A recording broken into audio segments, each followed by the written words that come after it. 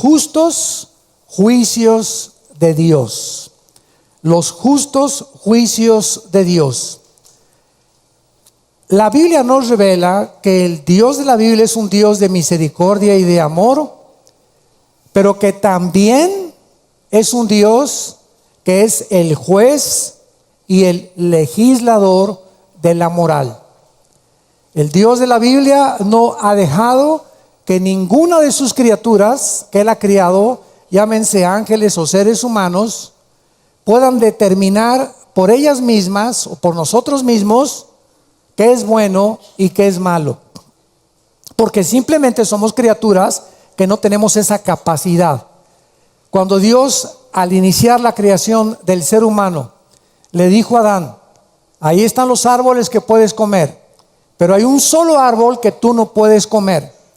Y Dios le llamó el árbol del Tof y del Ra en el hebreo, que significa el bien y el mal. Y entonces esa era la única prohibición que el ser humano tenía. Y cuando Satanás ataca a la mujer, le dice: ¿sabe Dios que el día que tú comas de ese árbol, qué cosa? Serás como Dios, sabiendo el bien y el mal. En otras palabras, el ataque satánico era para que los seres humanos se independizaran de Dios y le dijeran a Dios: no necesitamos que tú nos digas qué es bueno y qué es malo. Nosotros lo podemos determinar. Eso era el fruto del bien y del mal.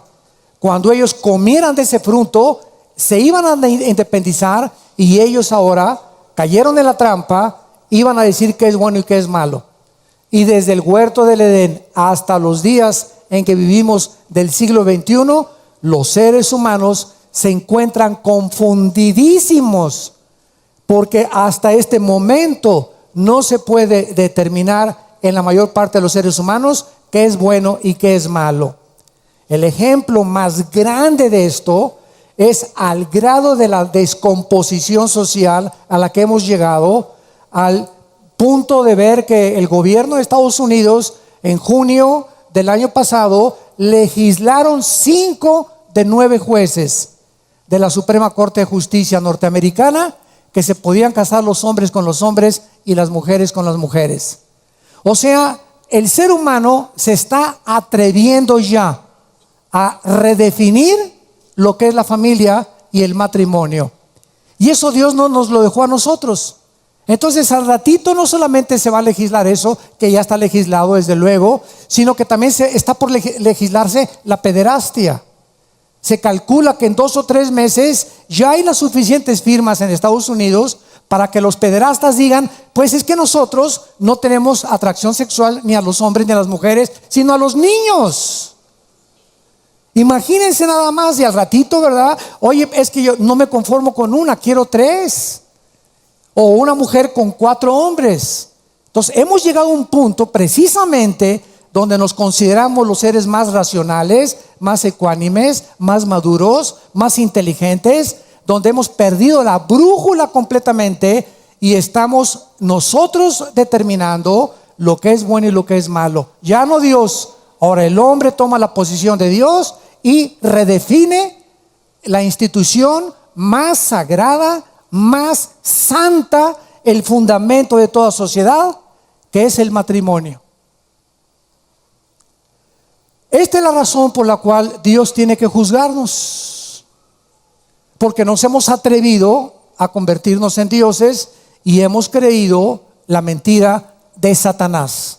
Ustedes pueden determinar lo que es bueno y lo que es malo. Otro caso es el de los nazis en la Segunda Guerra Mundial. Mataron a más de 6 millones de judíos, y después de que mataron a todos estos judíos, pues ya llegó el general Douglas MacArthur.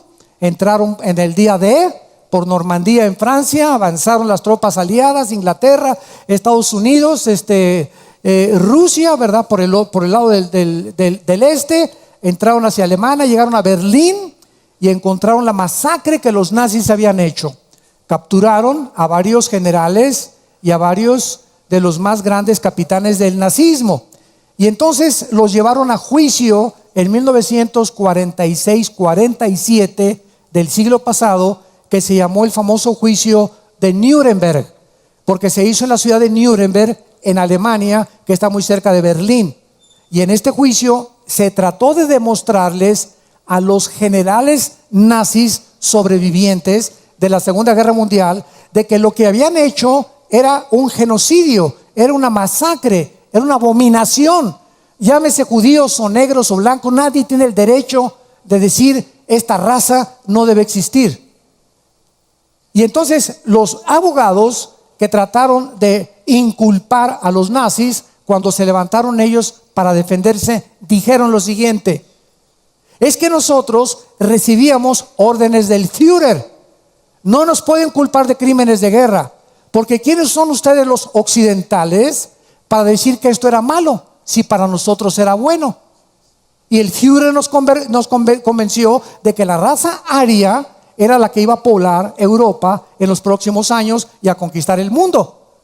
Uno de los abogados ingleses le contestó y le dijo a uno de los generales públicamente que fue lo que determinó: hay una cosa, todos ustedes recibieron orden del Führer, pero hay algo, ustedes violaron su conciencia. Porque no importa que sea el Führer o que sea Hitler o que sea Saddam Hussein o Mussolini, José Stalin o Mao Tse, o no importa los más salvajes, las tribus más salvajes, bárbaros, vikingos, llámale como tú le llamas, todos sabemos que quitarle la vida a una persona con premeditación, alevosía y ventaja es algo que viola la conciencia humana.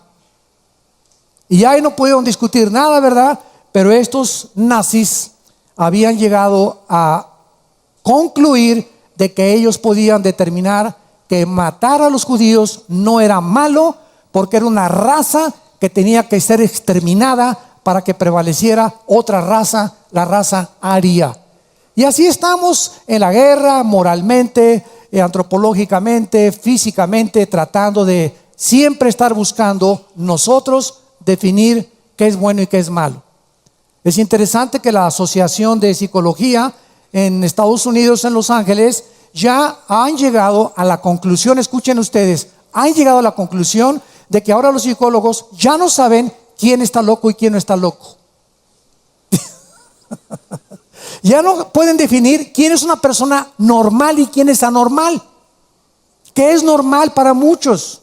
Una persona que triunfa y que es negociante, etcétera, etcétera, es una persona normal porque es inteligente, pero trata con la punta del pie a su esposa y a su familia, y es un hombre amador de sí mismo, es un hombre déspota, es una persona que no puede ser normal. Lo normal es ser caritativo, compasivo, manso y humilde de corazón, bíblicamente hablando.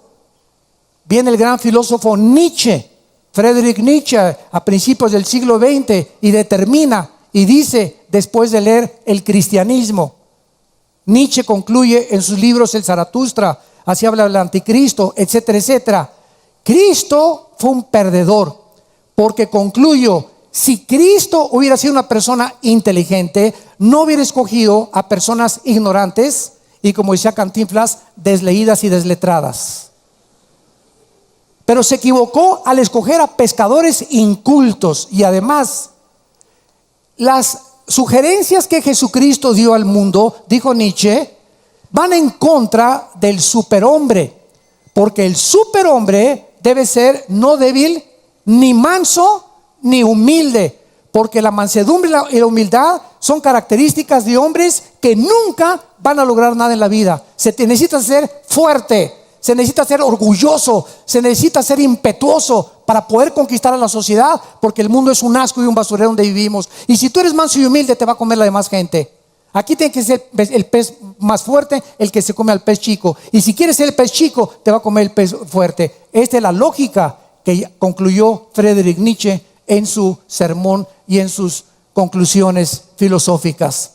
Entonces nos damos cuenta de qué forma está tan desvirtuado. Pero este hombre que criticó a Cristo, y este hombre Nietzsche, que fue el que influyó el nazismo, porque si alguien influyó a Hitler fue Friedrich Nietzsche, influyó el fascismo, influyó el comunismo del siglo XXI. Este hombre que dijo Dios está muerto, el hombre no debe ser manso y humilde, acabó loco en un psiquiátrico y homosexual antes de los 55 años de edad.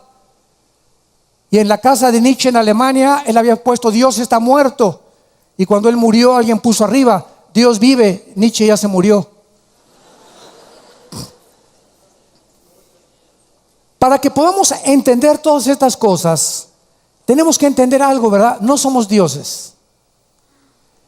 El hombre no puede legislar la moral. El hombre no puede determinar qué es bueno y qué es malo. Ahí está el ejemplo.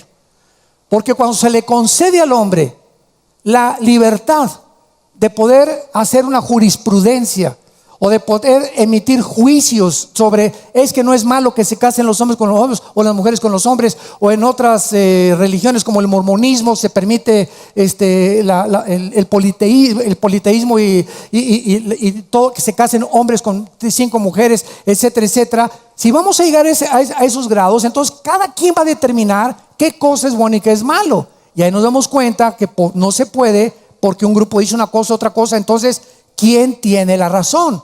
¿Los nazis? ¿Los comunistas? ¿Los fascistas? ¿Quién tiene la razón realmente, o quién puede definir qué es normal y qué no es normal en el ser humano? En el libro de Jeremías, capítulo 31, la Biblia nos muestra que el Dios creador y sustentador de todo lo que existe ha establecido leyes. Y estas leyes son inquebrantables e inexorables. ¿Qué quiero decir? Dios estableció primero leyes físicas. La ley de la gravitación, el electromagnetismo, las fuerzas nucleares en el universo, que son inquebrantables. Dice Jeremías 31:35. Así ha dicho Jehová, que da el sol para luz del día. Él es el que sacó el sol para iluminar, ¿qué cosa? El día, para que tuviéramos 16 horas de día. Las leyes, vean esto, las leyes de la luna y de las estrellas, para luz de la noche, que parte el mar y braman sus ondas. Jehová de los ejércitos es su nombre. Si faltaren estas leyes delante de mí, dice Jehová, también la descendencia de Israel faltará para no ser nación delante de mí eternamente. Aquí hace Dios un juramento. El día que Israel sea exterminado y borrado de la faz del mundo y de la historia, se acaban las leyes físicas. O sea, desafiando, esto fue escrito hace más de 2500 años. Y el milagro más grande de sobrevivencia o de supervivencia del siglo XX, es el regreso el 14 de mayo de 1948 de Israel a su tierra, después de casi 2000 años de vivir dispersos en el mundo entero, porque Jehová lo ha dicho.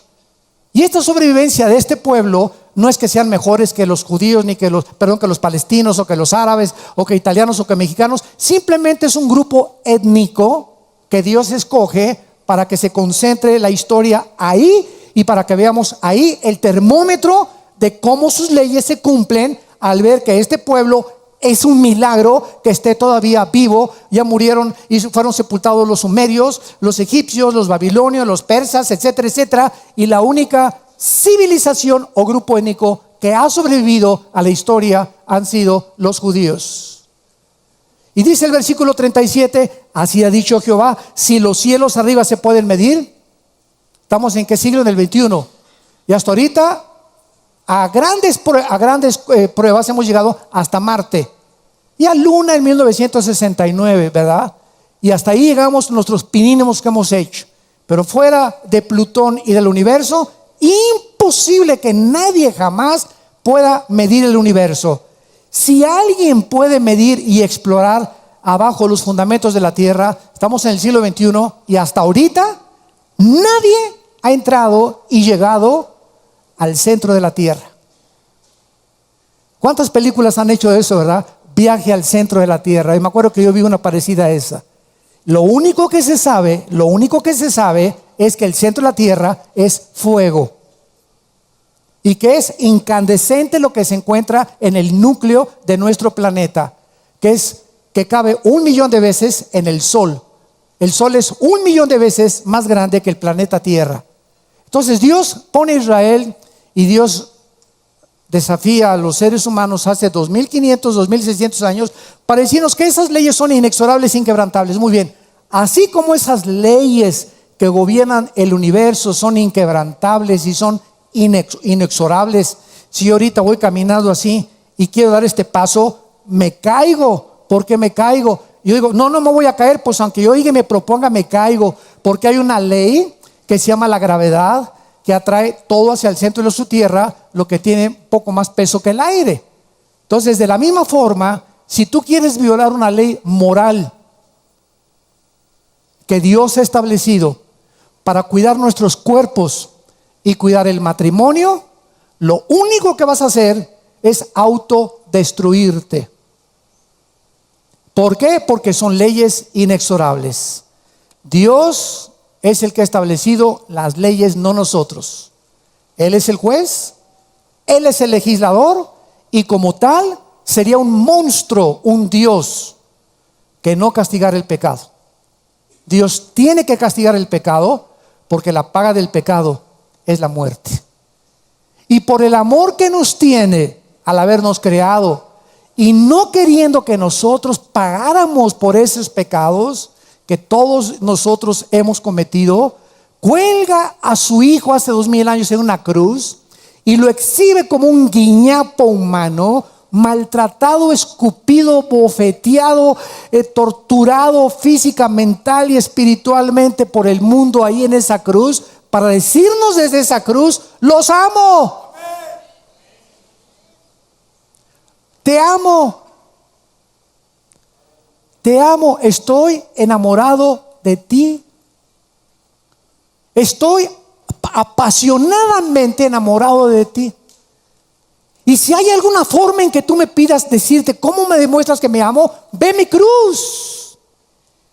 Y si alguien duda que Dios nos ama, vean la cruz. Ahí es en la cruz donde Jesús nos mostró: de tal manera amó Dios al mundo, de tal manera, no hay palabras, no se puede describir el amor de Dios, que nos dio a su Hijo unigénito, para que entendamos que si Él nos ama de esa manera, yo tengo que entonces someterme a sus leyes y saber que si me someto a sus leyes y me amó de esa manera, ¿cómo no me dará todas las cosas después que yo me someta a sus leyes, cuando Él dio su vida por mí hace 2.000 años? ¿Cómo no nos dará Dios todas las cosas si nosotros se las pedimos?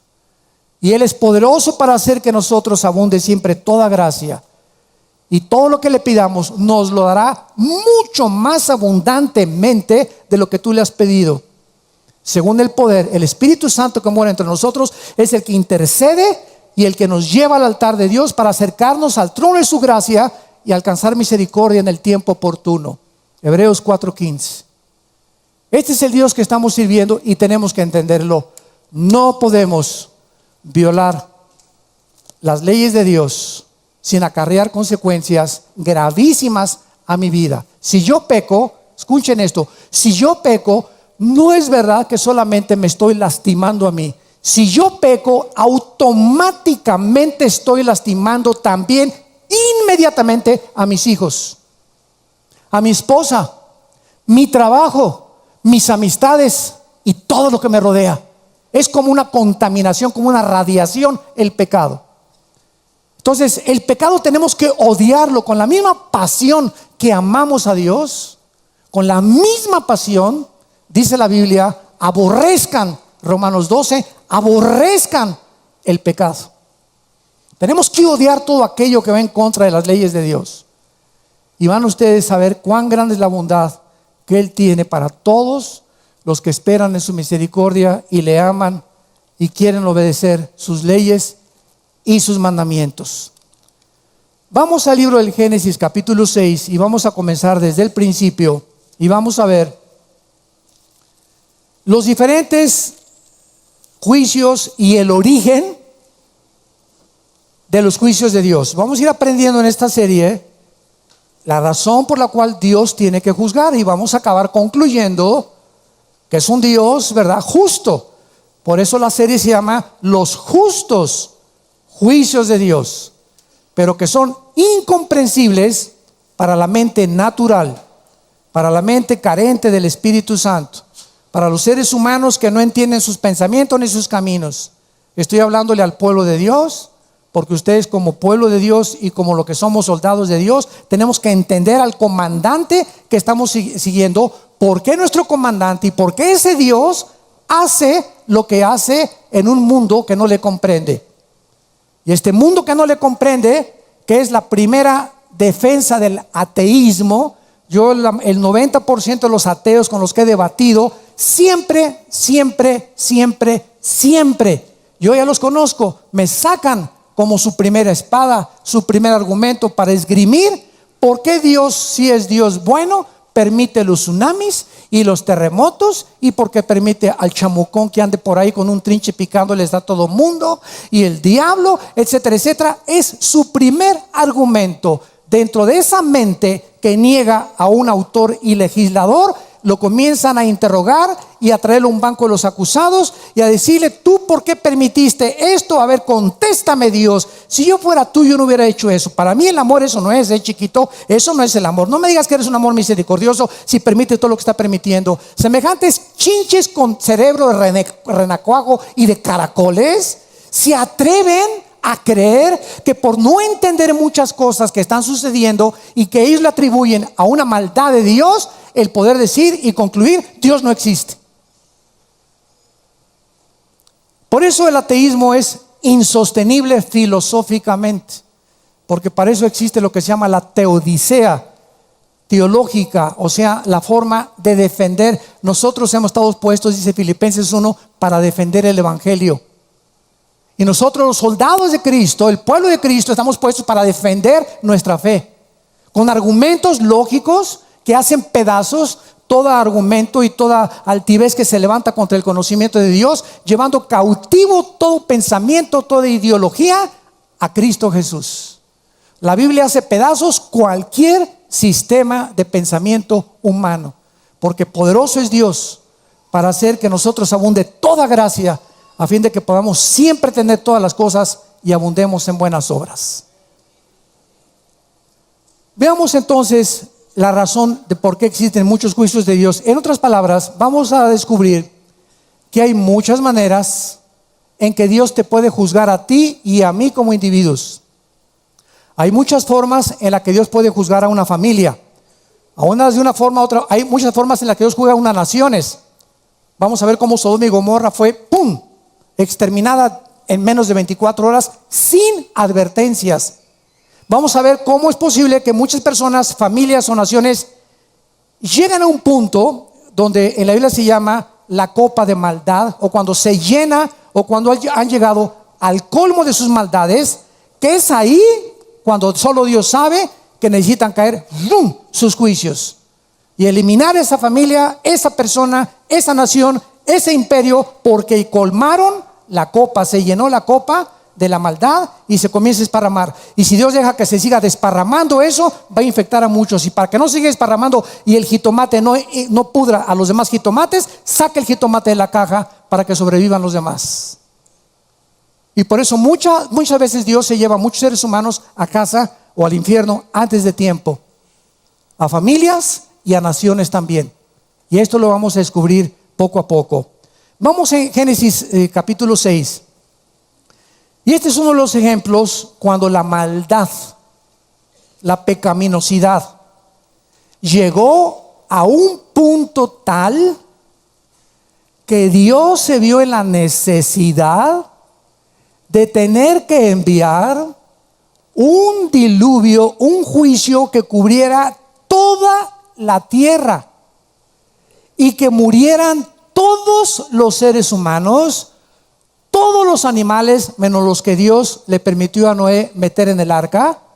Y los únicos seres humanos que se salvaron en los tiempos de Noé fueron 8 personas nada más, que fueron Noé y su esposa, no Noé y Pepe, Noé y su esposa, sus 3 hijos con sus 3 esposas.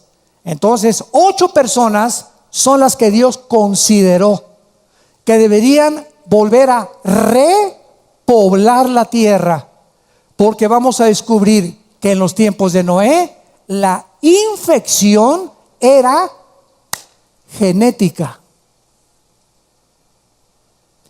Genéticamente el ADN que fue descubierto hasta 1954 por el doctor James Crick norteamericano y el doctor Watson, hasta 1954 estos doctores que ganaron el premio Nobel de Medicina descubrieron que cada célula de nuestro cuerpo, de las billones de células que componen el cuerpo humano, tiene un código genético hereditario, donde en cada célula de tu cuerpo está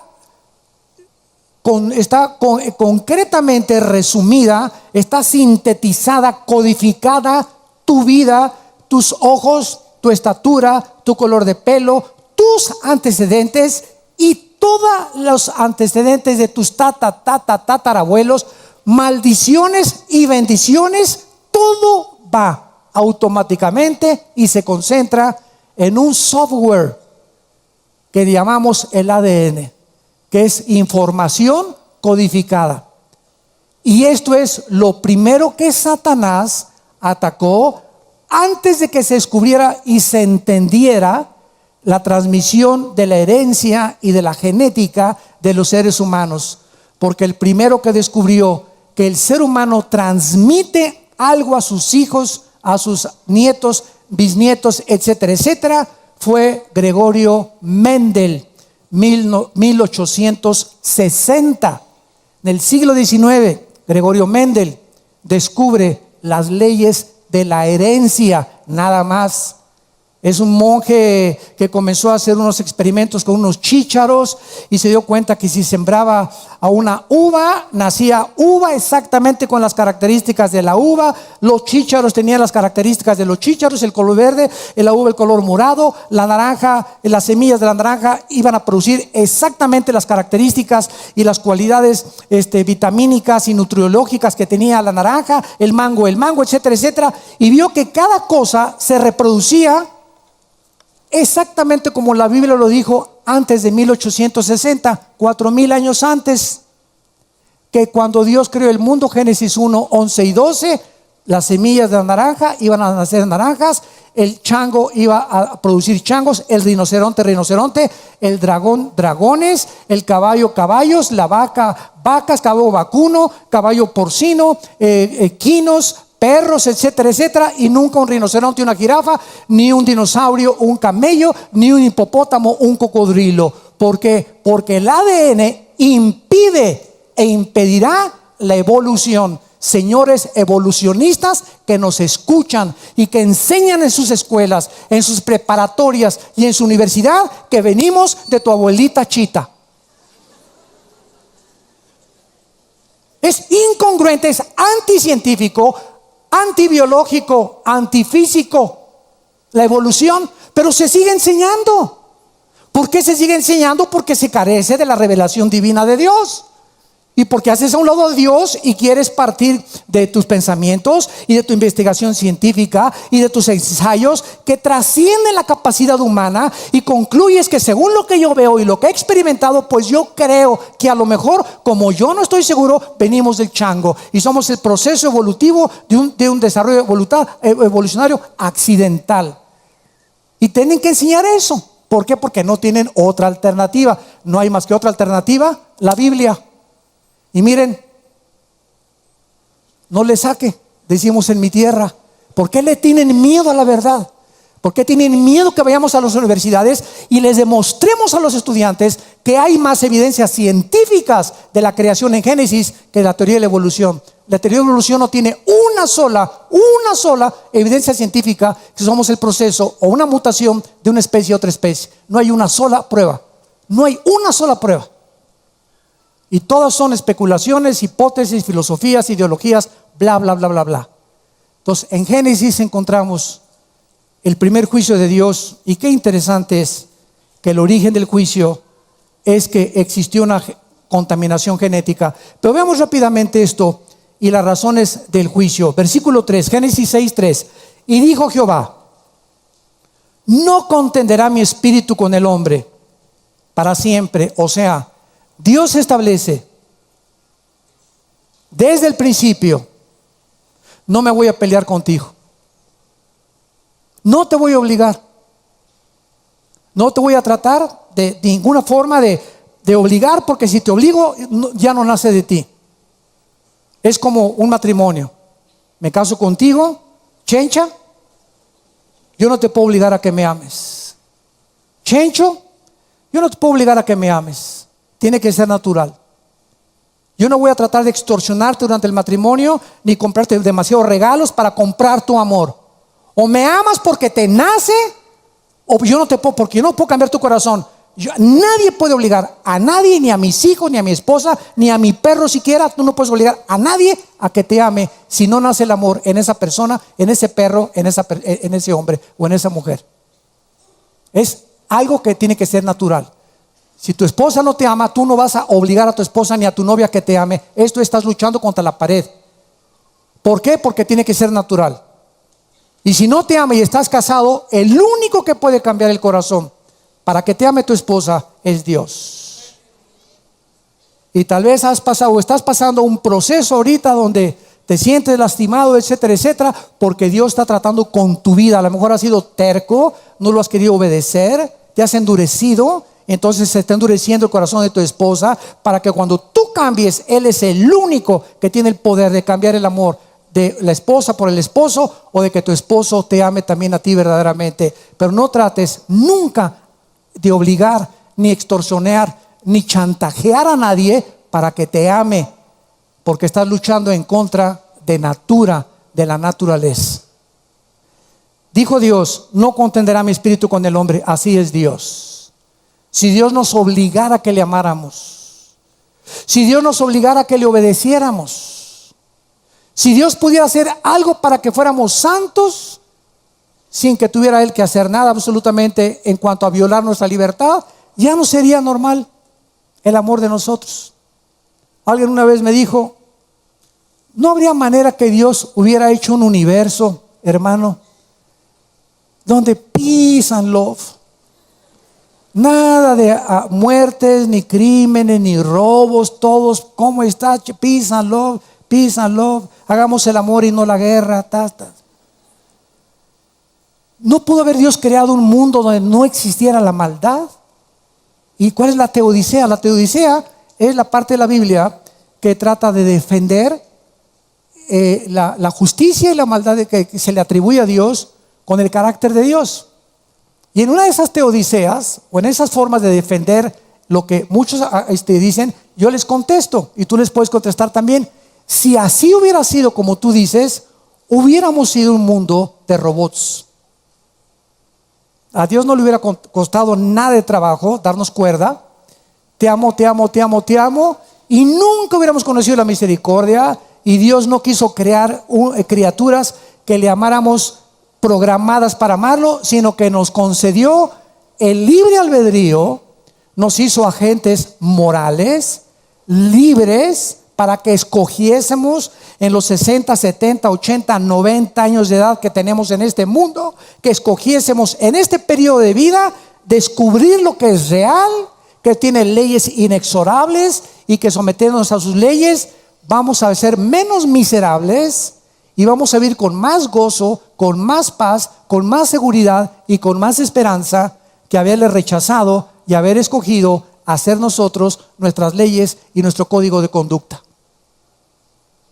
Dijo Dios: no me voy a pelear con ustedes, no contenderá mi espíritu con el hombre, porque ciertamente, Génesis 6:3, Él es carne, mas serán sus días como 120 años. Versículo 5: y vio Jehová que la maldad de los hombres era mucha en la tierra, y que, escuchen esto, todo designio de los pensamientos del corazón de ellos era de continuo solamente para el mal. Solamente el mal. O sea, en los tiempos de Noé, increíble.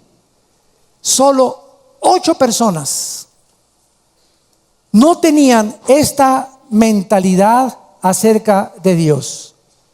Y el mundo entero en los tiempos de Noé era una población de degenerados, de depravados, de personas que solamente estaban pensando: el que no tranza no avanza.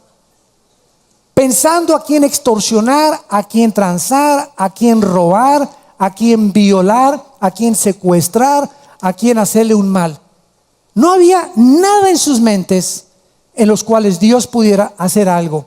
Y tú puedes decir: bueno, pero pues entonces, ¿qué culpa tenían? Solamente los 8 personas que Dios salvó eran los únicos a quienes Dios se reveló. No, para nada, porque en el versículo 3 leímos que Dios les dio 120 años para arrepentirse. El primer juicio de Dios a nivel mundial, tuvieron 120 años a un predicador llamado Noé. Dice Hebreos capítulo 11 que cuando él fue advertido de que venían los juicios de Dios, iba a llover, y comenzó a decir al mundo: va a venir un diluvio, va a venir un juicio de Dios. La respuesta fue: ja, ja, ja, ja, ji, ji, ji, ji, ji. Si nunca ha llovido, Noé, acordémonos que jamás antes de Noé nunca había llovido en la tierra. Y además el mar estaba a más de 300 kilómetros de distancia de donde Noé vivía. Entonces, ante los ojos de los humanos era una imposibilidad el mensaje de Noé. Va a llover, es esto. Estás loco, ¿de cuál fumaste, compadre? ¿Cómo que va a llover? ¿De qué hablas? ¿De cuál lluvia? Y además, si lluvia y todo, ¿verdad? Pues ahí están los montes y nos vamos a esconder. No quisieron creer el mensaje de Dios.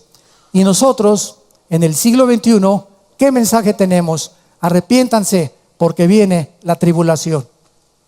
¿Cuál tribulación? Tengo mi televisión a colores. Le ganó el Real Madrid al Barcelona hace 4 días.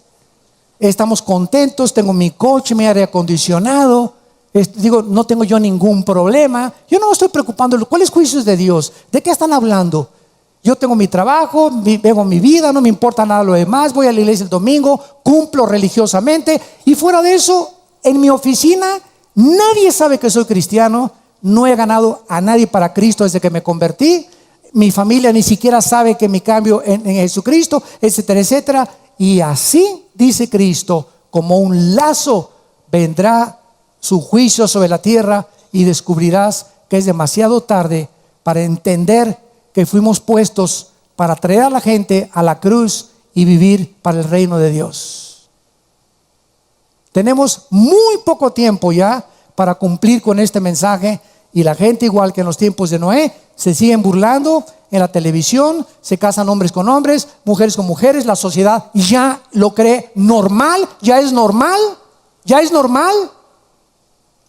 Ya va a ser normal que adopten niños también, que la abominación más grande que una criatura la destruyan psicológicamente. Ya es normal. Y los cristianos estamos todavía, ¿verdad? Pues dicen que es normal, pues chance sí sea normal. Y fuimos llamados para ser santos en toda nuestra manera de vivir. ¿Qué significa ser santos? Ser diferentes, apartados, para poder ser una conciencia al gobierno, a tu familia, a la ciencia médica, a los abogados, a los políticos. Ser la conciencia del mundo. No es así, no es así, no es así. Ustedes viven en pecado. Arrepiéntate, Dios te ama, Él murió en una cruz. Ven a Cristo y te perdonará tu vida. Es el mensaje que tenemos que proclamar. Versículo 7. Y dijo Jehová: raeré de sobre la tierra a los hombres que he creado, desde el hombre hasta la bestia, y hasta el reptil y las aves del cielo, pues me arrepiento de haberlos hecho. Aquí nos enfrentamos con otra teodicea. Oye, Dios, ¿para qué los creaste desde el principio? ¿Cómo que ahora, después de que los haces, te arrepientes de haberlos hecho? Entonces, ¿para qué los hiciste? Y son preguntas que son válidas, cuando tú las cuestionas con un corazón que anhela la respuesta, pero no con un corazón burlón. Vean la diferencia. En el libro de Job, por ejemplo, nos vamos al libro de Job rápidamente. Job es azotado con plagas tremendas en su vida, que él no merecía. Era un buen hombre, oraba, hacía sacrificios por los niños, pierde sus ganados, pierde sus hijos, etcétera, etcétera. Y llega la esposa y le dice: maldice a Dios, cabeza de papaya. ¿Por qué maldiga a Dios? Y Job le contesta: ¿qué acaso hemos de recibir solamente el bien y no el mal de Dios? Sea el nombre de Dios bendito.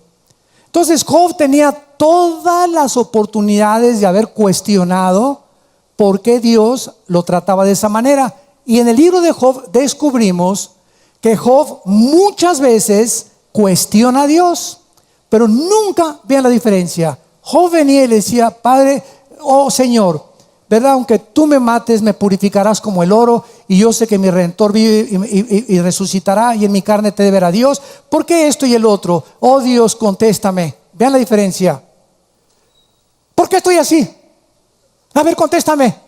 ¿Por qué permitiste que te llevarte a mi hijo? ¿Quién soy? ¿No que tú eres Dios? Ahí sí, ¿verdad? Muy poderoso. ¿Se dan cuenta? Los dos le hacen preguntas a Dios, pero la diferencia está en la actitud del corazón. Cualquier persona, dice la Biblia, que se acerca a Dios con ese corazón: Señor, no entiendo por qué me chocaron mi carro, no entiendo por qué mi esposa me dejó, no entiendo lo que está pasando. Oh Dios, soy vulnerable, soy débil, Señor, soy cabezón, soy una criatura, ¿verdad? Que tú eres mucho, mucho más grande que yo. Yo necesito, oh Dios, que tú tengas misericordia de mí y me contestes. Y quiero, mientras tanto, no lo entiendo, pero te voy a seguir adorando y te voy a seguir buscando. Pero te pido que me expliques algún día, tal vez una semana, o tal vez en un mes, o tal vez en 6 meses, ¿por qué permitiste lo que atravesé o lo que estoy atravesando en este momento? Si tú tienes esa actitud con Dios, Dios te promete contestarte. Y después de 6 meses, 4 meses, 8 meses, va a pasar todo ese tiempo. Y cuando tú veas y digas: Dios mío, cuando yo estaba ahí no lo entendía, pero ahora veo que tenías un plan mucho mejor para mi vida, y te llevaste ese gallo que quería yo, que era mi esposo, y me trajiste otro gallo que era mejor, y a esta gallina que fue mi esposo, y me trajiste otra gallinita mucho mejor, y lo que perdí me lo has multiplicado. Y comenzamos a comparar que aquello que nos quita Dios, Dios nunca le quita a nadie a algo que no le puede entregar algo mejor después. Ese es Dios. Es el Dios de la Biblia. Es el Dios de la Biblia.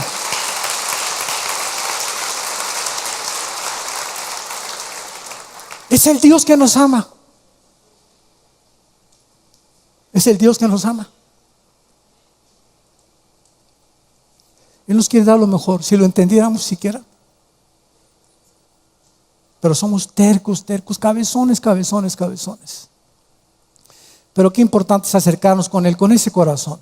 Señor, no entiendo. Ayúdame. Ten misericordia. Y Él nos lo hace entender. Y dice el versículo 11 y 12 de Génesis 6: y se corrompió la tierra delante de Dios. O sea, se infectó la tierra. Y estaba la tierra, aparte, llena de violencia. ¿Se parece a nuestra época? Ay, ¿me puede pasar un Kleenex? Y miró Dios la tierra, gracias. Miró Dios la tierra, y he aquí que estaba corrompida, porque toda carne había corrompido su camino sobre la tierra. Toda carne, todos los seres humanos estaban corrompidos. Esta palabra corrompido es muy importante en el hebreo. Y cuando me puse a buscar las raíces, porque 3 veces, noten en el versículo 11, se corrompió la tierra. Versículo 12, estaba corrompida porque toda carne había corrompido. 3 veces se usa la misma palabra sachat, S-H-A-T-H en el hebreo, que significa corrupción, pero no una descomposición, porque por ejemplo ves una lata que dejas a la intemperie de frijoles y se corrompe, o sea, hasta gusanos le sale a la comida descompuesta, todo lo hemos visto. ves que le abren la panza a un toro en el campo o a un conejo, inmediatamente se corrompe, se pudre, comienza a apestar horrible, todo se descompone, ¿verdad? Es la palabra que se usa, pero es interesante que aquí esta palabra no se usa físicamente, sino que la corrupción de la cual el Espíritu Santo está hablando era una corrupción moral.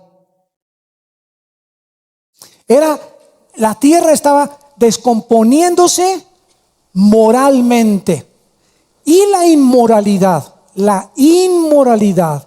es el veneno más grande que descompone el carácter del ser humano. La inmoralidad. Dice Colosenses 3 del 5 al 6: aléjense de ustedes fornicación, adulterio, lascivia y toda inmundicia, cosas por las cuales la ira de Dios viene sobre los hijos de desobediencia. En otras palabras, la Biblia dice: ¿quieres hacer enojar a Dios? ¿Quieres hacer que Dios se enoje con tu vida y que te va a ir como en feria? Vive una vida de inmoralidad, de pornografía, de estar fornicando, de adulterio, de inmundicia. Esa clase de vida es la que infecta el carácter y la que te cierra las puertas del cielo, y donde el juicio de Dios no tarda en caer sobre tu vida, tu matrimonio, la familia o una nación. Cuando una nación se atreve a legislar como lo han hecho, ¿verdad?, que no hay ningún problema en redefinir el matrimonio y que los hombres se pueden casar con los hombres y llegar a la descomposición social del grado último de adoptar niños, ya no hay misericordia, ya no hay perdón, ya no hay nada más que el juicio de Dios. Y ahora lo podemos entender. ¿Por qué? Porque si se persigue y se continúa con ese estilo de vida, se contamina todo un pueblo, todo un estado, toda una nación, toda una sociedad. Donde llegan las sociedades a decir: ya todo esto es permitido en esta nación. No queda Dios más que enviar sus juicios. ¿Y por qué hay terremotos? ¿Y por qué hay tsunamis? ¿Y por qué hay tornados? ¿Y por qué hay incendios? ¿Y por qué hay estas cosas? Porque nosotros hemos atraído, somos como imanes. La inmoralidad es como un imán que atrae hacia tu vida, hacia tu matrimonio, hacia tu familia, a los demonios. Le abre la puerta a Satanás. Y entonces te convence Satanás que lo que estás haciendo es normal. Y no es normal, es pecado. Es pecado a los ojos de Dios. Tú no vas a decir que es normal, es Dios el que dice lo que es normal y lo que no es normal. Y esta es la razón por la cual Dios tiene que juzgar y enviar tantas cosas tan feas al mundo. Y después le echamos la culpa a Dios. ¿Por qué permito aquellas cosas? Y no nos damos cuenta el nivel de moral en que la sociedad está sumergiéndose cada día más. Ahora vemos el terrible, vamos a Génesis 19 rápidamente, Génesis 19, y veamos el terrible juicio. En los tiempos de Noé tardó 120 años. La paciencia de Dios duró 120 años, ¿correcto? Pudo haberlos acabado los 5 a los 10, pero Dios en su misericordia les dio 120 años. Ahora bien, a Sodoma y a Gomorra, que es el primer juicio contra ciudades homosexuales en la Biblia, le dio simplemente 24 horas a una sola familia para que saliera de Sodoma: a Lot, a su esposa y a sus hijos e hijas. Y aun cuando Dios solamente encontró a la familia de Lot, que no se habían degenerado, y vamos a ver ahorita hasta dónde llegó este clima de depravación moral, aún eso, Lot no pudo sacar a su familia porque se burlaron de él. No le creyeron que venía el juicio de Dios, y Lot salió únicamente con sus 2 hijas. Y ya que salió con sus 2 hijas, a Zoar, a otra ciudad cercana a Sodoma y Gomorra, y Dios destruye a Sodoma y Gomorra. Ahí donde Lot se escondió con sus hijas, las hijas lo emborrachan y cometen incesto con él, violan a su padre. Y de ahí nacieron Edom y Moab, las dos tribus que ahora forman la nación de Jordania en el Medio Oriente, y que son las naciones, cuando venga Cristo en el Nuevo Testamento y en Apocalipsis, que luchará contra ellas. Siempre Edom y Moab, los amonitas y los edomitas, se constituyeron en los enemigos más grandes del pueblo de Dios de Israel.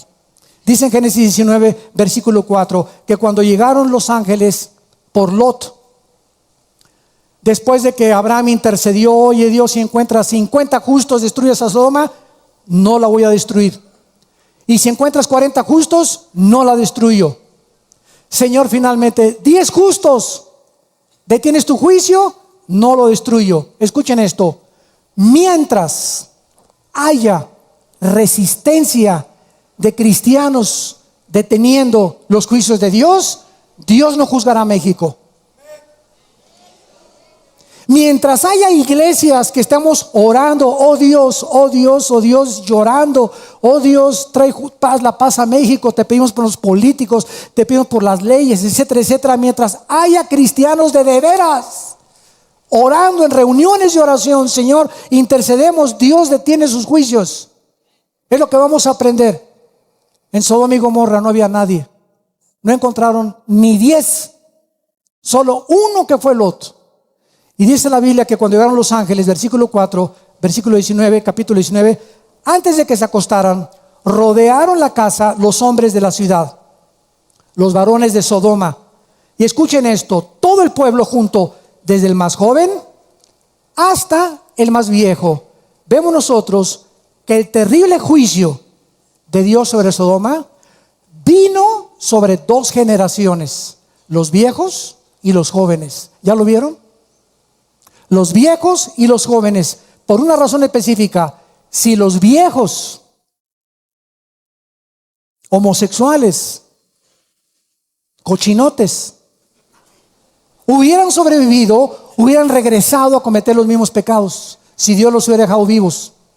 Y si Dios hubiera dejado vivos a los jóvenes, hubieran transmitido el pecado de homosexualidad a la próxima generación. Sodoma y Gomorra no tenían remedio. Tenía que exterminarlos a todos. Y así fue lo que sucedió. Cayó el juicio de Dios como una advertencia para nosotros. Dios condena y Dios juzgará el pecado. Vamos a seguir desarrollando este estudio tan profundo y tan interesante, los justos juicios de Dios. Pero en esta mañana Dios quiere que tú sepas lo siguiente: Él te ama. Dios te ama. Y no importa lo que tú seas en este momento. A lo mejor tú me dices: yo he abortado 6 veces. Llevo una vida de homosexualidad. Yo soy un ladrón, borracho, parrandero y jugador. Pastor, en este momento le digo que yo vivo en adulterio. Yo vivo en adulterio y estoy llevando una vida. No importa, tú me puedes decir: quiero que sepa que en este momento que estoy escuchando el mensaje, llevo a 20 muertitos en mi lista. Como me lo dijo una vez un reo de un reclusorio en México: pastor, he matado 26 personas. Y la respuesta para esa persona y para todos ustedes es: la sangre de Cristo nos limpia de todo el pasado.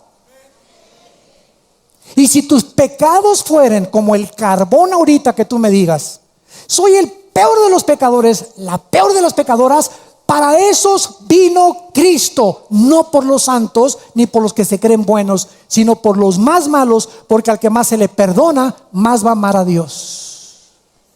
¿Eres tú una de esas personas? Arrepiéntete en esta mañana. Dile a Dios: Señor, mi vida es un desastre, estoy equivocado, ahora lo entiendo, quiero sobrevivir y quiero tener una relación contigo. Te pido perdón por mis pecados. Yo no los puedo dejar. No puedo dejar la pornografía, ni la heroína, ni la cocaína, ni el adulterio, ni la homosexualidad. Si tú no entras a mi vida, oh Dios, y tú me das el poder, porque yo no tengo nada. Ese es el mensaje de la gracia, que no es por nuestras obras ni por nuestros esfuerzos. Dios nos ama siendo pecadores. Si tú no entras a mi vida, Señor, yo nunca podré cambiar de vivir, pero ahora reconozco que te necesito y que si tú entras a mi vida, me vas a dar un poder que nunca había tenido yo para vivir para ti y para dejar el pecado. Ese es el mensaje del Evangelio de la gracia de Dios. Que siendo pecadores, Dios nos ama y nos acepta tal como estamos. Dios no te dice en esta mañana, deja tu homosexualidad y entonces ya pórtate bien y vienes a la cruz. Deja tu borrachera y entonces ya te acepto a la cruz. Deja la mujer con la que estás y entonces vengo y yo te perdono. Dios nos dice, ven como estás. Qué maravilloso mensaje de gracia.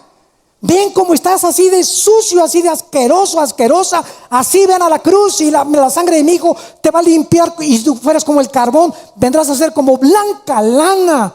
Y esta es la razón por la cual después de que nos levantamos de la cruz decimos, Dios mío, qué grande ha sido tu gracia. Yo no hice nada para que me perdonaras. Yo no merecía el perdón. Y vamos a vivir toda la vida agradecidos con lágrimas en los ojos de tan grande amor que Dios tiene para aquellos que se vuelven a Él con todo su corazón. ¿Serás tú en esta mañana una persona o en esta tarde que vengas a la cruz y que le entregues tu vida? Oremos.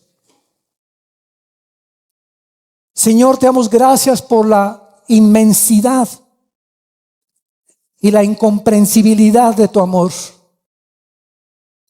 que es más grande de lo que nos imaginamos. Que nos amas en la condición en que nos encontramos y que es por gracia el perdón que nos das. Nosotros nunca hubiéramos podido con nuestras buenas obras recibir este perdón. Ahora lo entendemos, que tú en lugar de castigarme a mí, castigaste a tu hijo en la cruz, y lo que yo merecía pagar por toda mi vida de pecado la pagó Jesús en mi lugar, con su muerte y su sangre en esa cruz. Ahora vengo a ti, Jesús, a abrazar tu cruz, a decirte que te amo, porque tú me amaste primero y has dado tu vida para que yo tenga vida y una vida en abundancia. Entra a mi corazón, Señor Jesús. Te recibo como mi Señor y mi Salvador. Y te doy las gracias por tan grande amor. Amén.